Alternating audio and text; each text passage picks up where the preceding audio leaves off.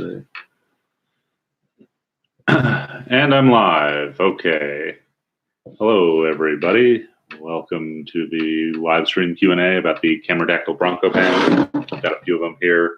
I learned one time that the only thing more embarrassing to nobody showing up to your lecture on all of the methods of capturing and displaying stereographic images is when one person shows up to your lecture and you still give it to an empty room. Okay, so I was hoping people might have questions that I can answer. So I think in the chat on the right side, you got a question, ask a question, or I will sing to you. Let's see.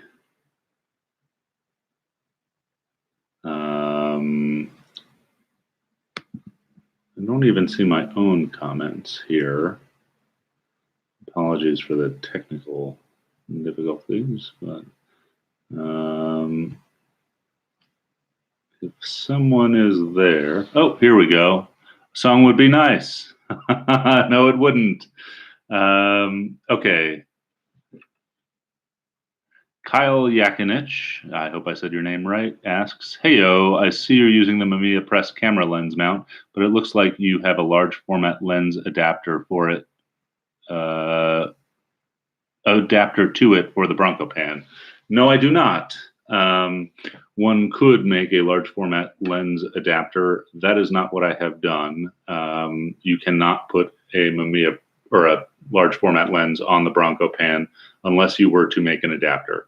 It is something I could do, but it would take a lot of time and cash. I'm not sure that that's the way to go. I'm not sure how many people would want to use it like that. You know, certainly if it develops a large user base of people who want to put large format lenses on it, I might consider designing some sort of helical or adapter to an already available, like, you know, Chinese helical from AliExpress. But as of now, they only take Mamiya Press lenses.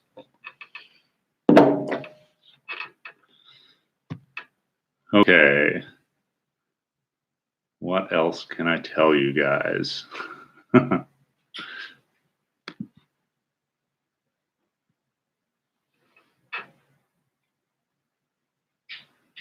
Matthew Joseph says, "What up?"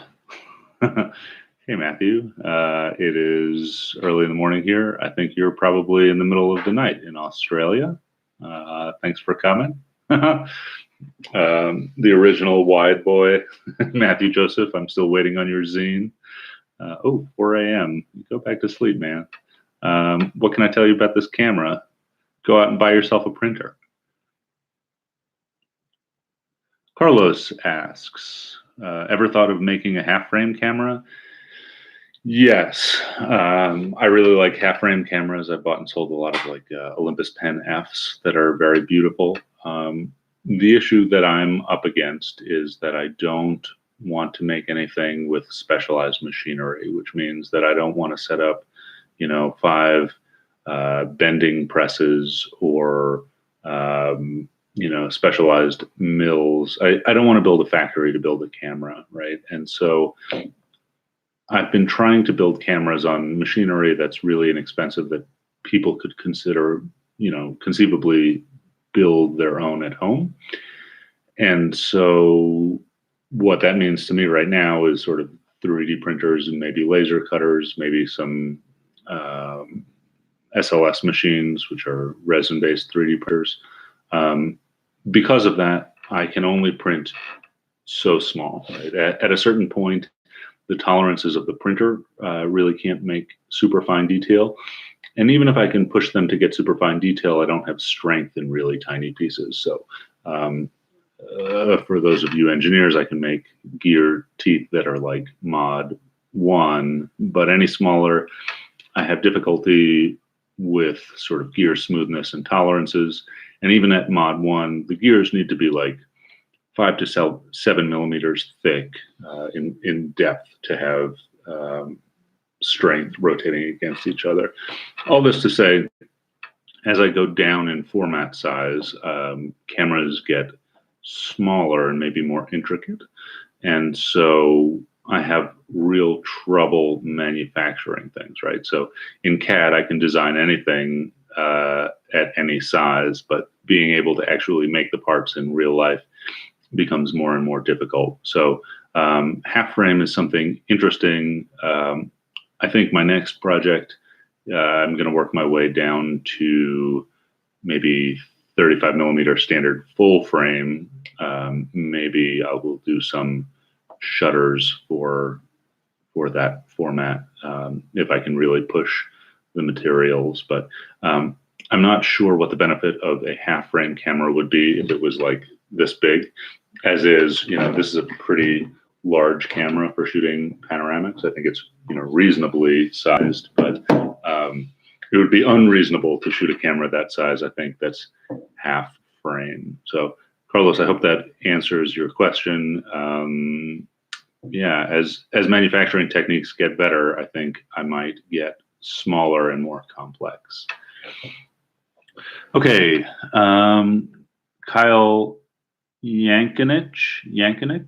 I'm sorry, Kyle, if I'm not saying your name right. You can yell at me later.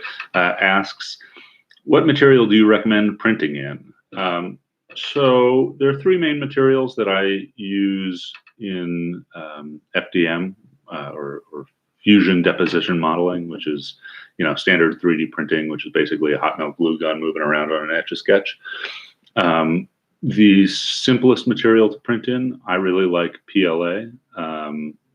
It's relatively low temperature, it's relatively strong, and it doesn't have as much sort of thermal warping as something like ABS. So I would recommend PLA to print your first sort of camera. Then there's ABS, which is maybe, I want to say, a little stiffer and certainly more thermally tolerant. It goes to a much higher temperature before ABS will start to melt. Not that PLA will start to melt, really.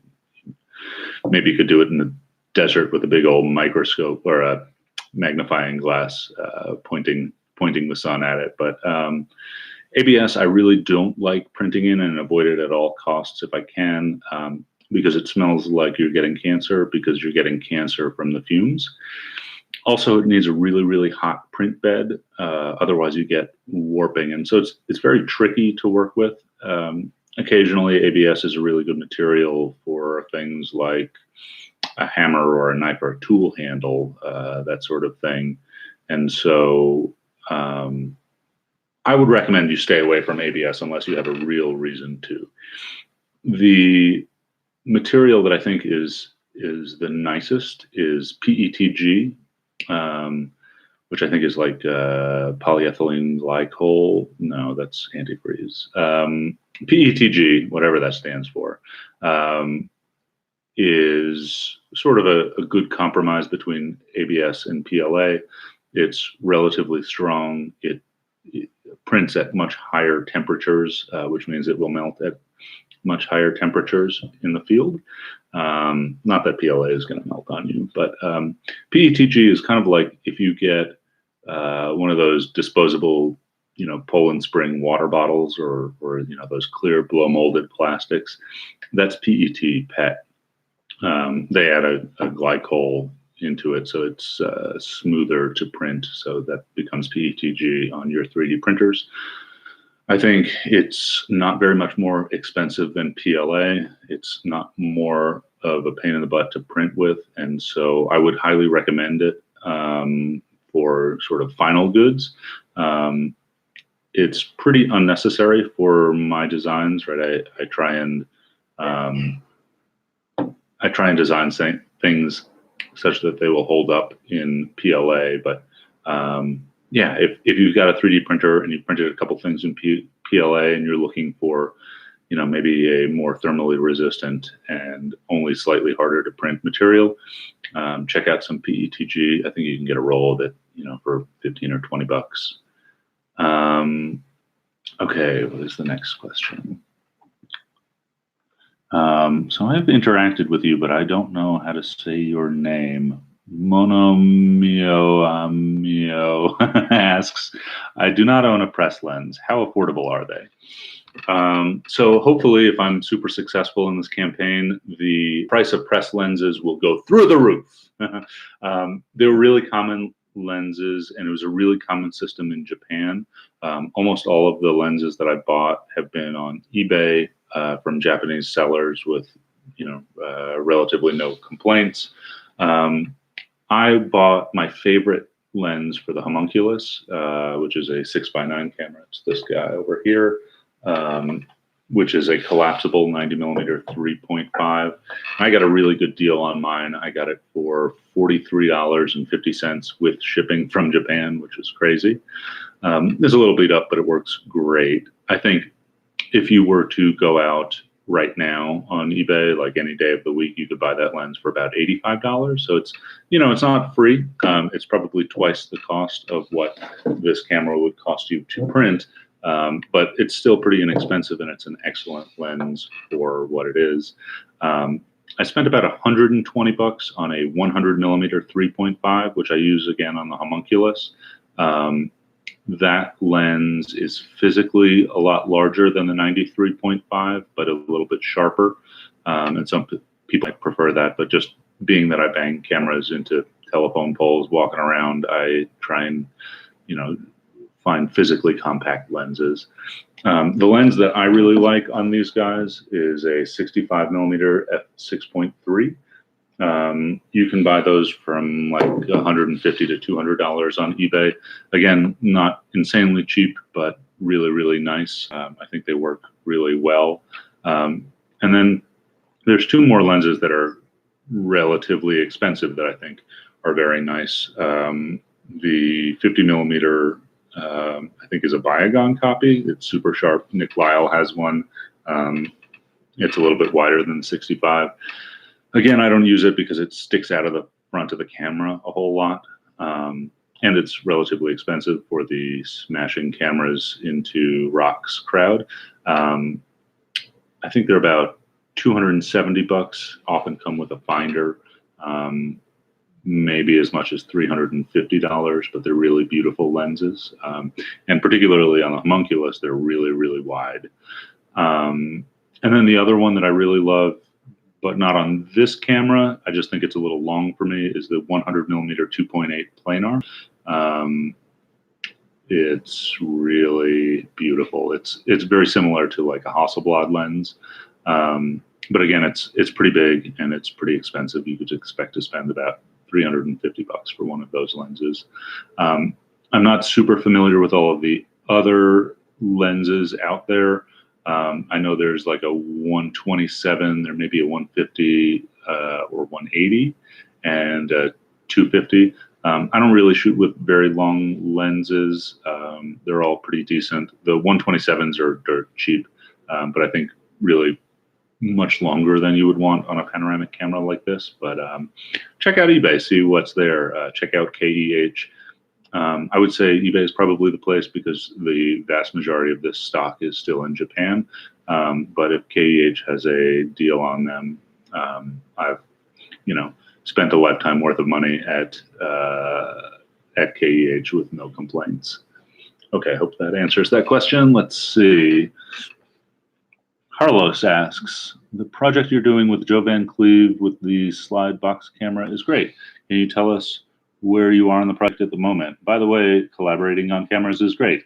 I agree. Thank you, Carlos. Yeah, so Joe and I were supposed to hang out last Tuesday, but he had some Christmas stuff to do with his family. We'll probably hang out again soon. So the project kind of got started because I needed this test base for the Afghan Box Camera Challenge with the Homemade Camera podcast. I built a self-developing film holder for that. Now we're kind of off topic, but I'm really into this topic.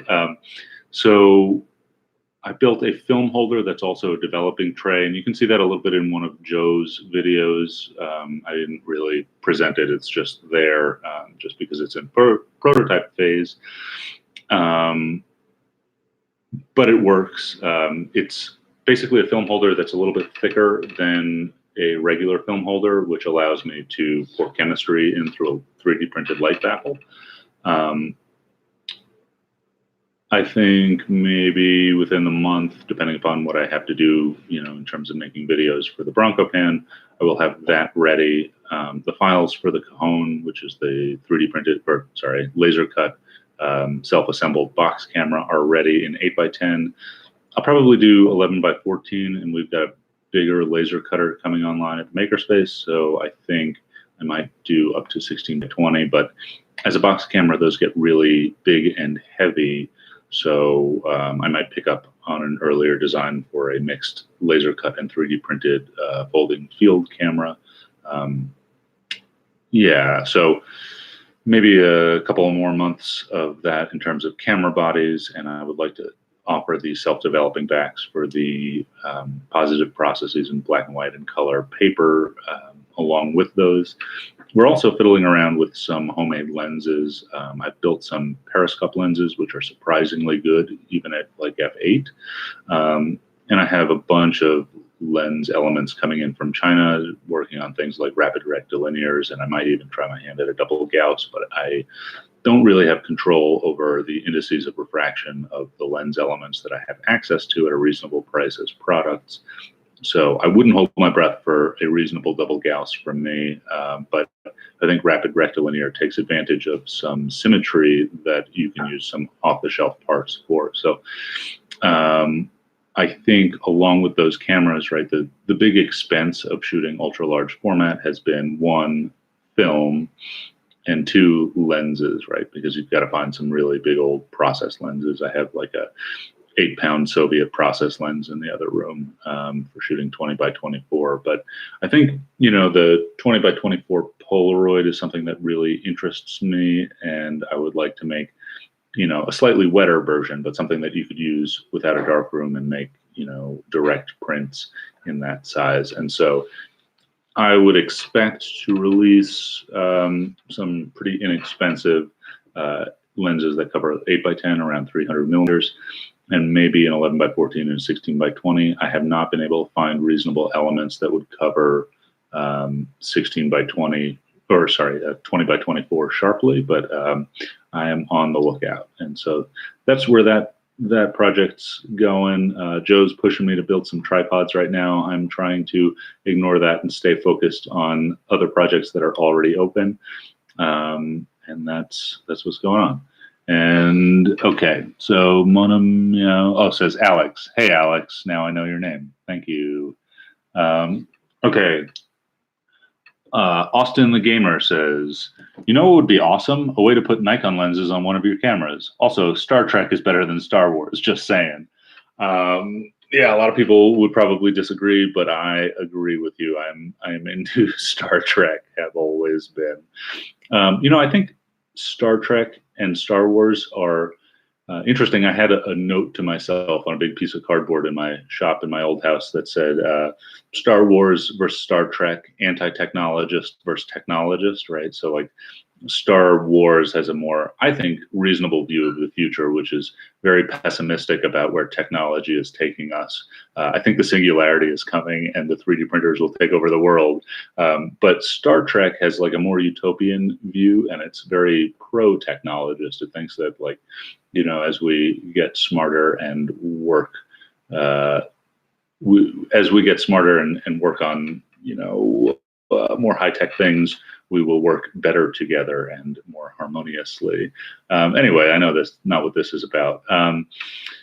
Putting a Nikon lens on one of these guys is not really going to work. They're, aside from like a few very expensive PC Nicors, which are designed to have a really large image circle so that they can move around for perspective control. A Nikkor lens doesn't have the coverage to cover a piece of film that's 58 millimeters wide. And so on this camera, at least, you will not see that for sure. I did just order a resin printer that should get here on Monday, and I'm hoping that's going to allow me to print some more detailed, more complex things like shutters that may take screw mount or Nikon mount lenses. I certainly have a briefcase of old Nikon mount lenses. I even have an old 50 millimeter from my grandpa who used it, from the 50s on. And so you might see that in future cameras, but not in this one. Okay, Patty, I'm sorry if I'm not saying this right. Bui asks, how about putting a large frame lens on this, like the Copal 01 mount? I think I already covered that. That could be done. It's going to require, a little bit of engineering. And so if a lot of, people are into it and the project succeeds and there's like a user group, if Lori Brooks doesn't beat me to it and offer it for free, it's something that I would consider either manufacturing or designing. You are the second person today to bring that up. I thought that Mamiya press lenses are, sort of the reasonable option, but it seems like a lot of people are interested in using large format lenses. So, yeah, I need to think about that a little bit more. Kyle says 500% down to purchase back the 8x10 with a developing back. Hey, thanks. I appreciate that. I'll probably offer that for sale because it's mostly made on a laser cutter, which in my case is about a $5,000 machine that I don't really expect people to use. I mean, besides being $5,000, it's half the size of a Volkswagen. It requires an industrial chiller and a giant fan that is mounted on the roof to exhaust this thing. So it's, you're probably $7,000 and a lot of space and time in by the time you get such a thing set up. So I would probably sell those things. The camera, I think I'll do as a self-assembly flat pack. So I'll cut all of the boards on the laser cutter and then sell them for you to assemble, right? If I had to put a day into, sanding and gluing and painting, they would be wildly expensive and you'd be better off going to buy a Deerdorf. That being said, if I can just cut a pack of plywood and ship it to people, I think it'll be relatively inexpensive and a really fun day of building that you really don't need any tools to do, although furniture clamps help massively. I think you could probably do it with rubber bands or tie-down straps. The self-developing back, I will probably make and sell as a product, again, because it needs the laser cutter, and I'm not sure how good people will be at home dealing with acrylic solvents. That's pretty nasty stuff. I got to put on some gloves, and I've built a few jigs to assemble them, nice and square, and they have some moving parts that are a little bit more complicated than just the camera. But I could see that maybe if the ultimate design is a little bit simplified, I might offer a self-assembly kit for that as well. Stay tuned. Okay, Matthew says, where does the name Brancopan come from? So I've talked about this a little bit in my Emulsive article. Sorry if I'm boring anybody, but going over it again. One of my best friends is Eric Branco. He grew up across the street from me. We share the same favorite slice of pizza. He's got a lot of New York neck tattoos. He moved to LA a couple of years ago and got to be like a relatively famous DP.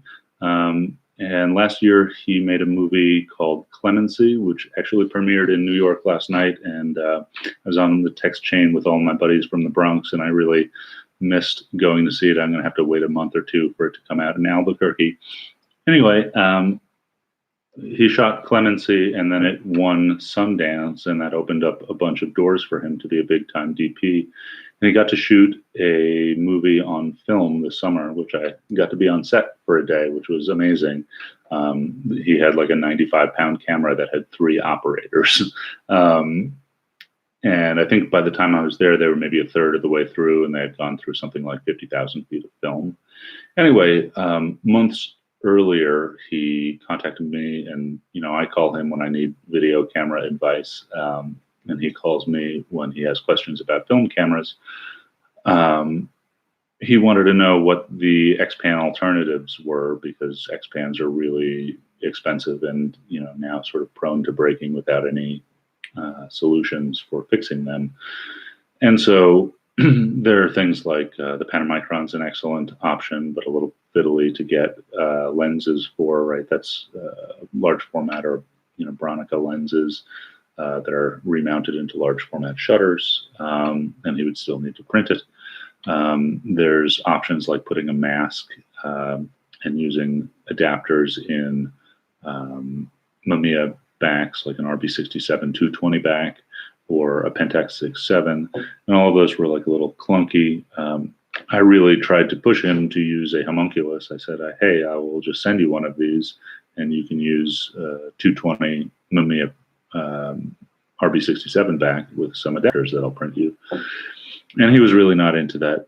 It's like a pretty clunky way to do it. And also, it's very hard on the Mamiya backs, particularly, to use a 35 millimeter can to spool into.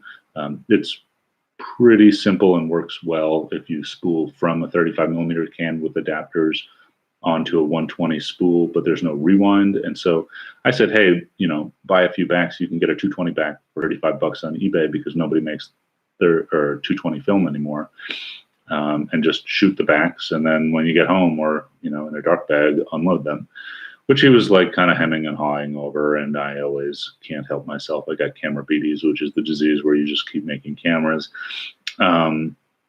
And so I kind of had the lens mount from this guy.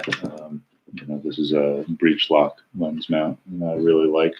It's got a string on it. And so I thought, how hard could it be to make, panoramic back for this thing? And I was one of the, mechanisms that I need to cover to make my ultimate dream cameras is sort of film winding mechanisms and film counting mechanisms. And so, yeah, that's kind of how this thing got started. It was a couple of days to design the first one, and then months and months to get it all right and working. So that's where that came from. Let's see, what else do we have? Matt Jones says, hey, Matt, how do you feel ideologically about someone else selling printed and assembled versions of the Brancopans once the files are fully funded? Okay, so I was very clear in the Kickstarter that this is personal use only. So you can print it, you can have a friend print it, you can even send it out to a place like Shapeways to be printed, but you cannot print and sell them. I will come after you with my massive legal team. No, but seriously, I will.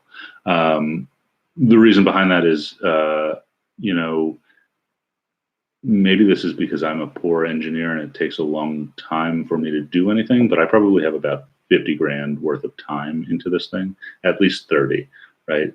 And so I wanted to use it as a test to see if people would pay a reasonable amount of money, like a large sum of money, but I also didn't want to, out of the gate, see if people would pay an enormous sum of money for a design like this.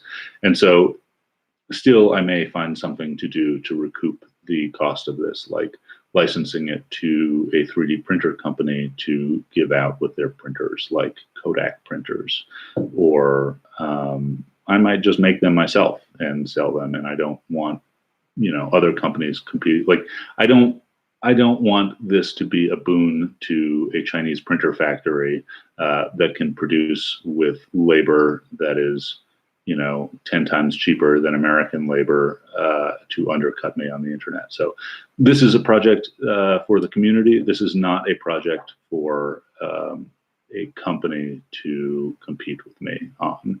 That being said, if a company is interested and can leverage lower labor costs or better efficiencies in print farms, please talk to me. Let's recoup some of the rest of that 50 grand for both of us.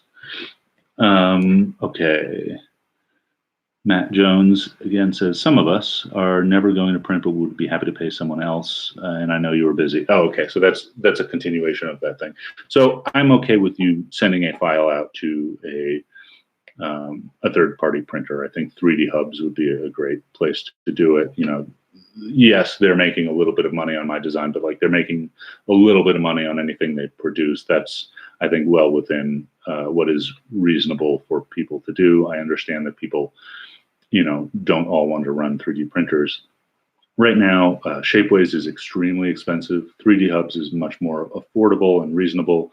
But one of the things with like a design like this that I think is really interesting is that in time,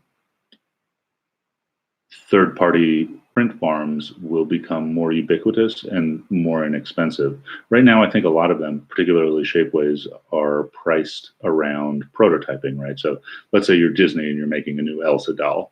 You're going to use Shapeways for 6 or 7 or 100 prints to figure out, a design before you send it to an injection molder.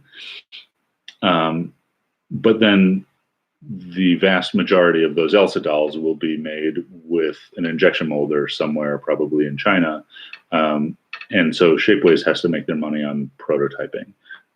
Whereas I think they could make some of their money on manufacturing, but it's hard for them to then differentiate between manufacturing clients and prototyping clients. And because they make their money on prototyping clients right now, they're priced accordingly. And so all this to say, 3D print farms are currently pretty expensive, but I think soon they will be pretty inexpensive, both as the technology becomes more robust and reliable. And I think that will be, even if somebody grabs the STL files now for $1 and has no intention of using them, maybe in 10 years they could have them printed for $200 at a print farm. Okay, Matthew Joseph says, Matt Jones, good morning. Okay, and Matt and Matthew are having a conversation. James Williams says, I'm hoping you get fully funded. I'm a backer and believe in 3D printing cameras. Thank you very much, James. I appreciate it. Dominic Samol, I'm sorry if I'm not saying your name correctly, Dominic, says, it would be great to have a simple shutter in those camera projects to be able to use Pentax LS lenses for 6x5 or 6x7. Also, a simple SLR 4x5 design would be great. Pull in place, pull up mirror. So these are two interesting comments. Yeah, so I think I covered this a little bit earlier. I just ordered a test SLA printer, just a cheap one to see what I can get out of resin prints. I have a dual curtain adjustable time shutter that's just like in a box in a prototype. It never went into a camera. And it's fairly large and fiddly to put together, but it's getting close. And I'm hoping that either with resin or SLS manufacturing techniques, I will be able to make smaller parts that are both stronger and higher precision. And I'm hoping that will allow me to make things like Leica shutters for medium format and 35mm cameras. The lens I'm really interested in, like my dream camera, right, where I would like this to go in a year or two, is to be able to build something like a Mamiya 7 or a Mamiya 6, like a rangefinder that has a shutter in the back rather than in the lens, that can take things like a lens I really love is the Kiev 80mm 2.8 that comes on a Kiev 60. And maybe it's like an insane amount of hubris to think that I can make a better film winding mechanism than the Kiev 60 had originally. But certainly, that was never a rangefinder camera. It's got a long base, but the lenses are beautiful. I like that lens better than I like my Hasselblad 500 cm lens, which is an 82.8 planar that it was copied from. This lens was made in the 90s. You can buy them for about $40 on eBay, and they're super beautiful looking. So I would like to build a rangefinder that would, 1, it needs a shutter, 2, it needs a rangefinder, and 3, it needs a set of rangefinder cams that sort of shim on the back of the lens element to touch the cam to tell the rangefinder how far in or out the lens is so you can focus. But should I get there, and I really am hesitant to talk fancifully about the things that I could do or want to do.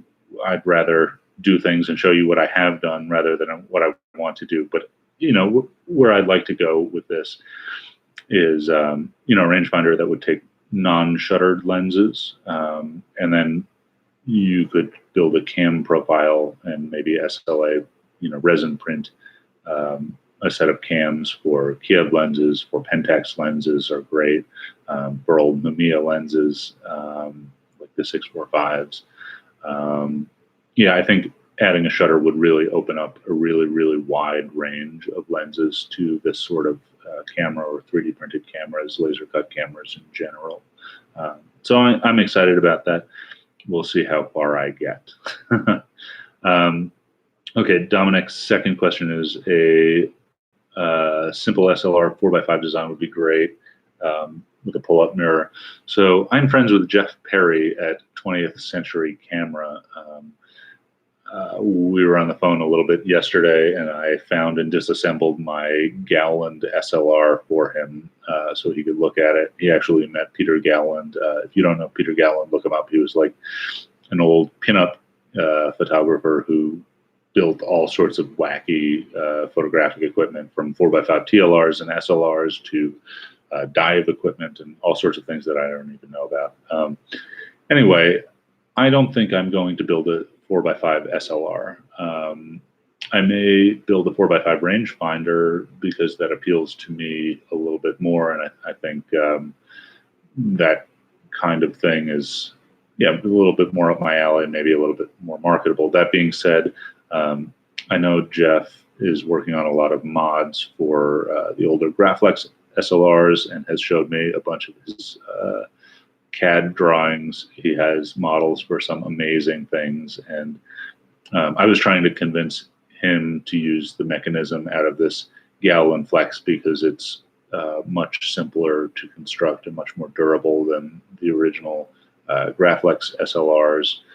He has really like complicated and beautiful things, but if you don't know, check out 20th Century Camera. They're very expensive and beautiful cameras right now, but I could see him buying a laser and building some 4x5 SLRs in the reasonable future.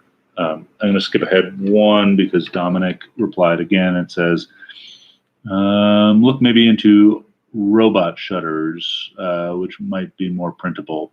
Dominic, do you mean like the robot, like those square 35mm rangefinders?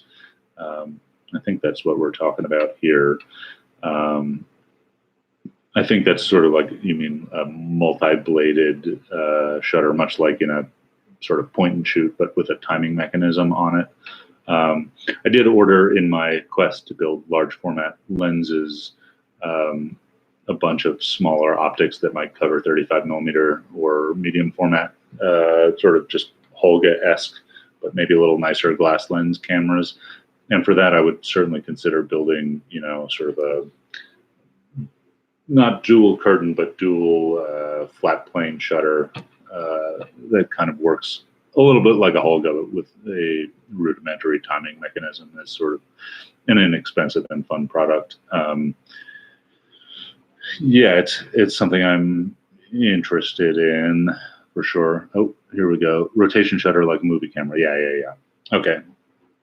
So this is how like the shutter in a disposable Kodak, 35mm camera would work. It's like you have a rotating like Pac-Man disc that moves like one way or the other.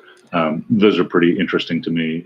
Joe Van Cleve built kind of a giant version of this for his 8x10 box camera, and he's been pushing me to make some shutters for that camera, although I've tried to limit the time I spend on new projects. But yeah, I think all of that is interesting to me. We'll see what I have time to do. Okay, Kyle says, just reset my Kickstarter password, just back to you as a super supporter. Thanks for pushing the film photography community stuff forward. Hey, thank you very much, Kyle. I really appreciate it. I hope to send you some film counter dials, and I hope to see your camera in the future. I'm really excited about seeing people's builds, and less people's builds, but the pictures they take with them. It's super satisfying to see like pictures come back from places I've never been to and places on the other side of the world that people took with my camera. So that's super cool. Thank you very much. Okay. Sorry, this is a small screen. Slicked Up says, hi, Hey, hi, hello. I stumbled upon your cameras while researching designs for my own, which I posted at r/analog community. That's on Reddit. And I had a question. Do you use film pressure plates in your cameras? Hey, Slicked Up. I don't know what your name is, but I am glad to see you here. You are my competitor, nemesis, and friend. One of these things about building film cameras is all of my competitors are like the people I also look up to and would like to be my friends. There's not too many people building film cameras, and it's really interesting meeting all of them. As for pressure plates, yes, I do use pressure plates in these cameras. So here's a Brancopan. Does this one have a pressure plate in it? Yes. So this is a 3D printed pressure plate. It's got these two slits for the sprocket. I don't know if you guys can see. Let me try and orient this a little bit better. So these two slits in the pressure plate allow these sprocket wheels to pass through without interrupting. And then so traditionally you'd use a leaf spring in here. I've just used a little piece of foam that just puts just enough pressure to keep the film flat on the film gate. And also, when 3D printing cameras, it's really important to think about the orientation that these things come off the print bed. So I don't know if you guys can see this reflection right here of me and my screen. And that's because the pressure plate is nice and smooth and shiny, whereas this is not. Conversely, if I turn the back around, you can see the shine on the back, because the way the back is designed, it needs to be printed with its back like sitting like this on the bed. And that's because if I printed it like this, this piece would get in the way. I'd need a lot of support material. It would take a really long time to print. The surface finishes would not be very good. But this is slightly rougher of a print than if you were to print something against a glass bed and get a nice mirror finish. And so what I've done is I've used a separate pressure plate on a piece of foam, or you could even use like some folded pieces of paper just to get a little bit of tension in there. And then I printed this with this side of the pressure plate down onto the glass, so it's nice and smooth. Also, I don't know if you can see, if I pull it out with my finger, I gave it kind of a rounded edge. Everywhere where like the film starts to pass, I want to curl the part away from the film so as not to scratch it. If you look at my video on the first 2 months of pictures with the Brancopan, there's a bunch of scratches that come from this surface on the first prototype, which was, one, not rounded in this way, and two, not sanded. And so it's, I think, really important to make sure like any edge, like this edge that the film is going to come across, or this edge here, I'm doing everything backwards. It's important to sort of curl them away a little bit and sand them smooth so you don't scratch when you're applying pressure to the film, not only on the pressure plate, but through the entire film travel. Okay, hope that makes sense. Let's see. What else do we get?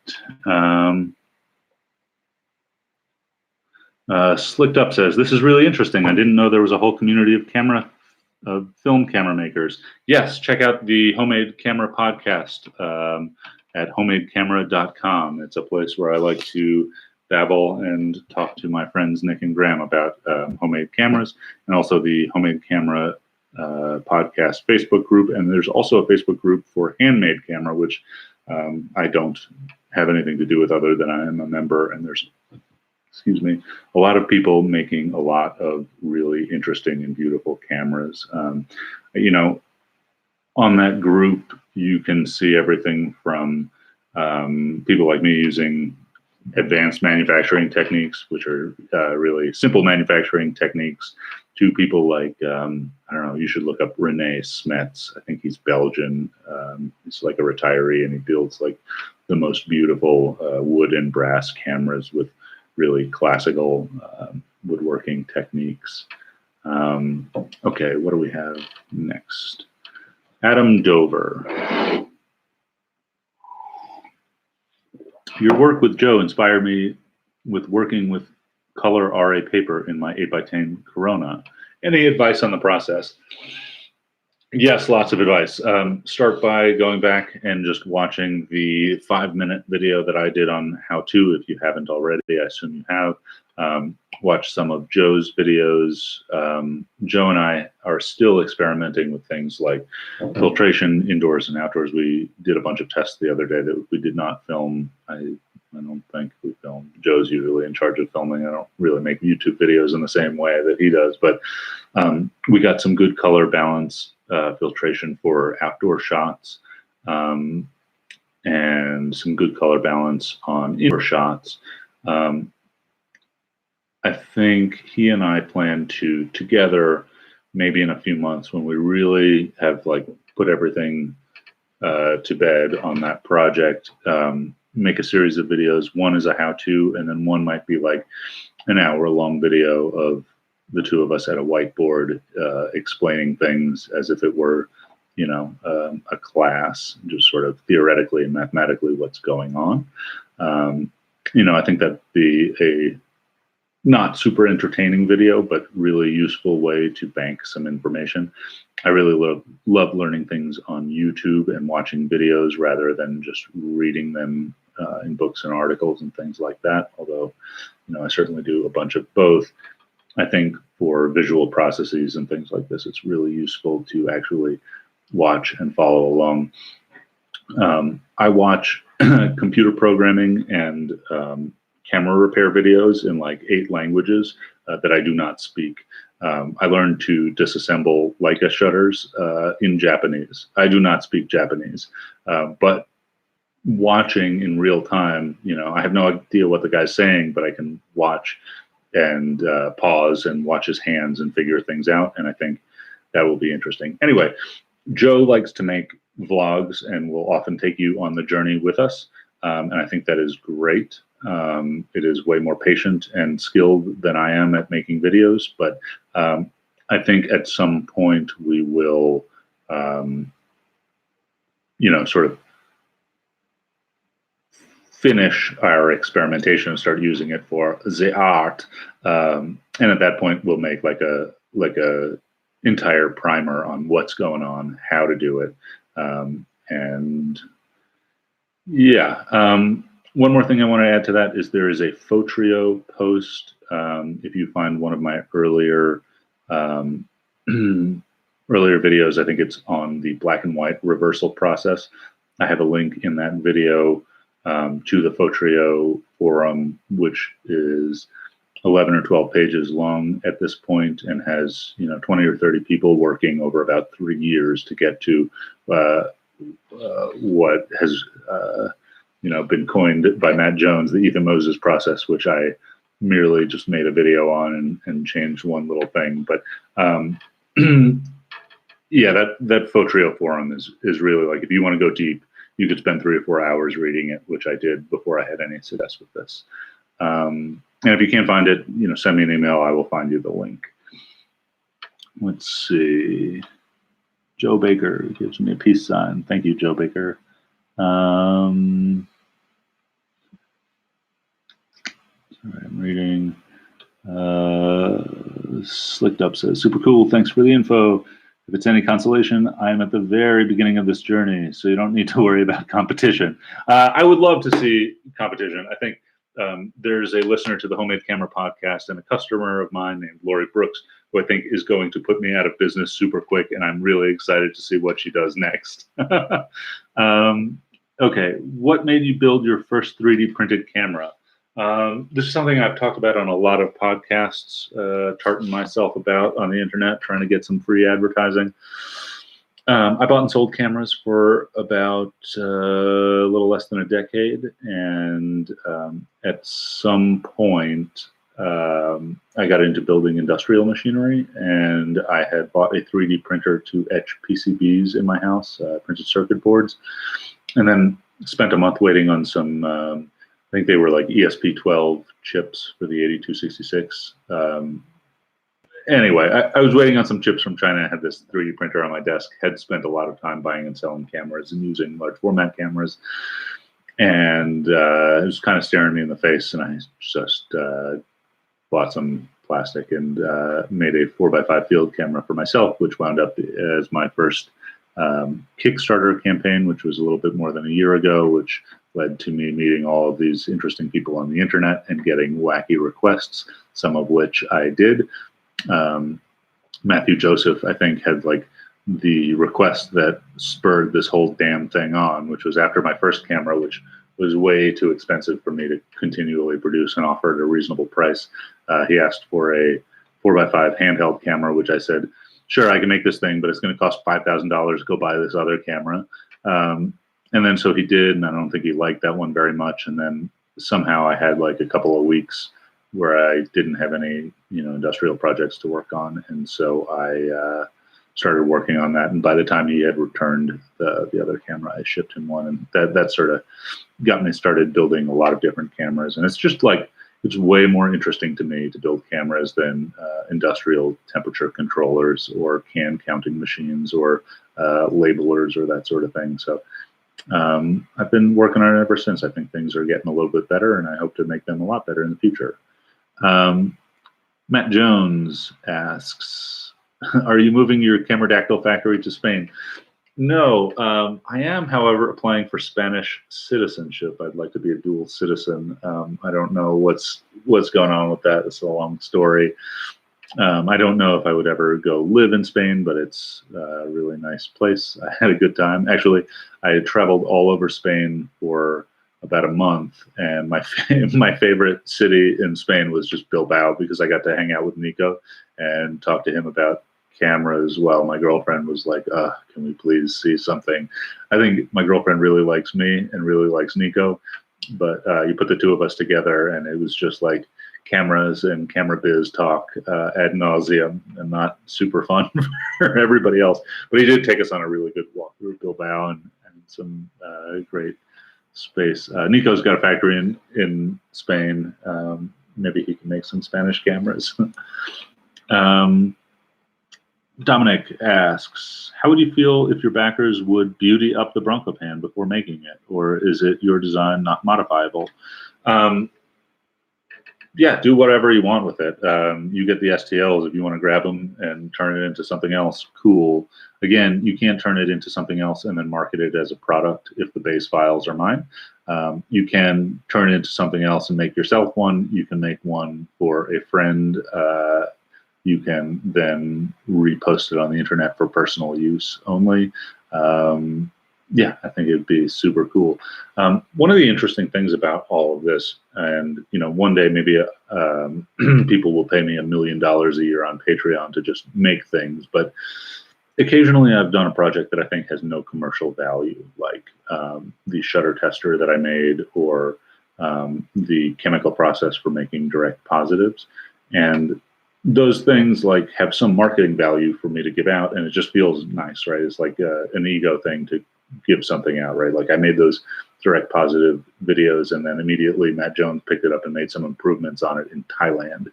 And so, yeah, I think it's really, really cool when you can give something out and see what legs it grows, where people take it to. And I think, aside from needing to make money, if I want to throw all of my time at something like this, sort of the open source thing where you have 1 million people working part-time out of passion rather than 10 people working full-time for money, often things go a lot farther and in some interesting ways.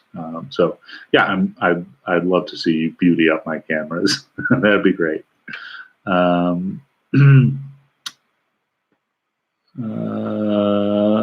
Slicked Up says, awesome. Well, once my camera design is up to par, I'll share it with you and your podcast email. Thank you very much. Share it with the Facebook group. People would love to see it. And also process photos. Like often to me, what's most interesting about people's cameras are less like the final project than the project as it goes along, right? I love to see the 30 iterations, right? Like I have a drawer full of this camera body. None of them work, right? There are 7 of them that just are completely useless in different states. And one day maybe I'll make like a little video of just sort of like this one did this, this one did this, I changed this here. And I really love seeing that sort of process from others. So would love to see your pictures of your camera and with your camera slicked up, but I would also love to see your process as it moves along. Adam Dover says, thank you. I'm impressed with your mind and your YouTube content. Keep up the great work and info. Thanks. You are the only one impressed with my mind. Thank you very much. I really appreciate it. Okay, so we're at about 55 minutes. I think that's pretty much it. If nobody has any more questions, I think we can probably call it. Thank you very much all for your interest and asking me some good questions. I hope this video will be useful to some other people in the future when they watch it. And yeah, I really appreciate it. I hope to see everyone's camera builds. Oh, Alex says, good luck. Thank you. I will need it. Hey, one last thing. Let's check the Kickstarter. It is currently at $8,370 of 12,000 with 13 days to go, which it's looking like it might just get there. I think the deal is there's a lot of people who have pledged $1. And if they all pledged $10, I think we'd be over the line right now. But I'm going to wait until the very last moment to pull that lever. I think it would be much better to attract more people and have more people using it for less money rather than asking everybody who has donated to pony up more money. That's not what I want to do. So yeah, I'm going to keep my fingers crossed and check in every day. And yeah, if you share the project on Instagram, that is, or Instagram or Facebook or Reddit or whatever corner of the internet you're on, that's super helpful. I don't have an ad budget, and so just getting the project in front of people really helps. I think for every video play is worth about $10, statistically speaking, and so. Yeah, the more people that watch the video, more people will share in the cost of this thing. And so I'd appreciate your help, but thanks very much for coming. I'm not going to ask anything more of you guys for now. And yeah, I hope you guys enjoyed this. I'm going to go clean my house and make some cameras. Thank you. Bye, everybody. How do I shut this off?